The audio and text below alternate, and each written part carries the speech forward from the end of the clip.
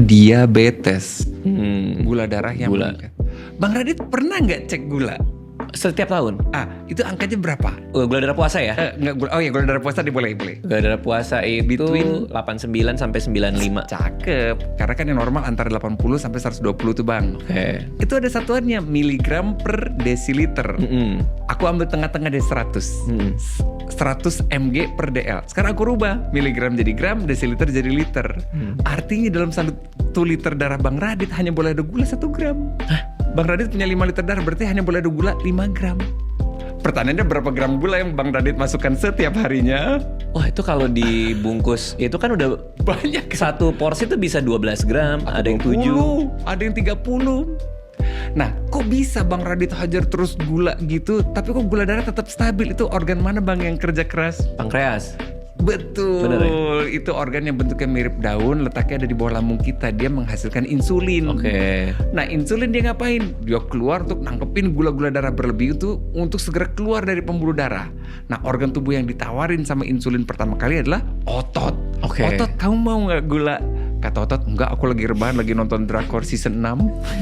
Panjang juga. Panjang juga season 6. Rajin juga. Iya. Terus dia kasih ke otak, kamu mau nggak gula? Kata otak, enggak, aku lagi nggak mikir. Terus ditaruh di mana dong bang? Kan harus segera keluar dari pembuluh darah. Iya. Sama insulin ditaruhlah di tempat yang nggak ada kuotanya, yaitu lemak yang di bawah kulit. Jadilah lemak, makanya insulin disebut fat storing hormone, hormon yang numpuk-numpukin lemak. Iya, ini bawa apa? Dari mana sumber? Terus kita lihat ada orang datang, kita cowok-cowok kira-kira seumur lah gitu, berdua, dok tolongin dok ini lemes dok, mukanya udah pucet anyep. Ayo masuk. Ditaruh di bednya, dicek tensinya tinggi, pas cek gulanya 500-an lah kira-kira. Buset. 500. Dok, itu dok, kaki jempol. Oh iya, aku buka. Dia nutupin pakai kayak kain apa sih? Kain biasa lah gitu. Aku buka. Mana jempolnya? Hah? Jempolnya gak ada. Jempolnya copot kalau berarti. Karena jempol. Sekarang jempol copot. Kamu tadi lihat ada jempol gak? Jempol copot. Jempolnya gak ada. Jempolnya copot. Gak ada di situ. Gak ada di ini deh. Di kaki. Makanya udah cari. Gak boleh ketawa sih, kasihan. Ya. Aku fokus. Iya. Aku fokus. Goals aku tetap stabilin tanda-tanda vitalnya dulu gitu. Tapi jempolnya mana? Iya, jempolnya mana? Itu juga pertanyaanku, jempolnya mana? Jempolnya mana? Udah, aku minta perawatku untuk cari, kali dia waktu jalan copot ya. Gitu. Lalu. Udah urusin, cari dulu. Udah aku urusin dia. Wah, itu kan itu dehidrasi berat kan bang. Kalau gula sampai setinggi itu tuh pasti dehidrasi. Karena kan ginjal berusaha ngeluarin gula dari urin. Makanya disebut kencing manis. Itu kencingnya tuh dirubung semut tuh bang. Kalau ada semut. Dehidrasi berat, aku langsung masukin dulu infusan 2-3 kantong aku masukin. Udah beres, udah mulai stabil, udah mulai ada senyumnya lagi gitu. Iya. Begitu datang ke IGD, ini GD dong pasti. Jempolnya udah nggak ada, jempol kaki. Iya. Oke. Emang si telapak juga menghitam kan? Oke. Pas tanya ke dia, berarti udah copot di ini masih misteri jempol. Misteri. Gimana jempol itu ternyata? Pada prinsipnya udah kamu dirawat dulu ya, karena kenapa sih bisa copot? Karena misalkan dia luka tuh bang yang gula darah tinggi itu. Gula itu kan makanannya bakteri itu bukan lemper, bukan makanan itu kan gula kan. Jadi dia punya energi buat membelah diri, 1 jadi 2 jadi 4 jadi grogotin semua sel-sel di kakinya itu. Jadilah teramputasi, gangren dengan bau kayak gitu. Jadi kayak membusuk.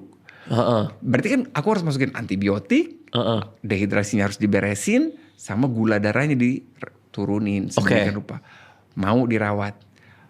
Pas masuk lagi sih yang namanya tadi, Mas ini harus dirawat. Oke dok, rawat aja, daripada di kosan kita juga bingung gitu. Oke. Ya udah nih urus kamar dulu. Oh ya dok, ini dok, bentar dok. Ini tadi jempolnya ada di kosan. Di dalam kantong kresek yang 2 kiloan itu loh bang. Jadi copotnya di kosan ternyata. Diambil sama si teman kosannya itu, dimasukin. Dokter butuh gak dok? Iya butuh sih tapi. Ya butuh sih. Ya butuh sih. Iya, ternyata nggak bisa dipasang juga. Nggak udah. mungkin bisa dipasang, Jadi kan? paling ya di debris kita sudah debris demam itu dibersihin jaringan-jaringan yang udah matinya itu. Jadi nggak bisa disatuin lagi, ternyata udah ini mah. Oke, berarti diabetes tidak terkontrol, ujungnya bisa gangren. Iya, itu salah satu komplikasi. Tapi ya bisa juga serangan jantung dan stroke kan. Oke. Karena itu mother of disease tadi, induk dari berbagai macam penyakit. Itu mengerikan banget sih. Diabetes itu. Mengerikan banget sih. Tapi dia tentu nggak langsung jempol copot kan? Dia ada pasti menghitam dulu. Dia kan pertama mati rasa dulu, itu yang bikin dia luka tidak kerasa. Oh. Dia tuh mati rasa bang. Makanya jempol copot dimanapun dia nggak akan kerasa. Mati rasa, neuropati Mati kita rasa. sebut. Nah. Jadi dia ketusuk misalkan, kan dia nggak pakai alas kaki, kena aja kesenggol berdarah. Bakteri masuk. Grogotin gitu. Begitu. Berarti penanganannya apa? Diamputasi kah? Dibersihin jaringan matinya, terus ya tadi kasih antibiotik, turunin gulanya, terus ya stabil lah gitu dehidrasinya. Kalau udah 500 bisa normal nggak? Bisa. Tanpa obat?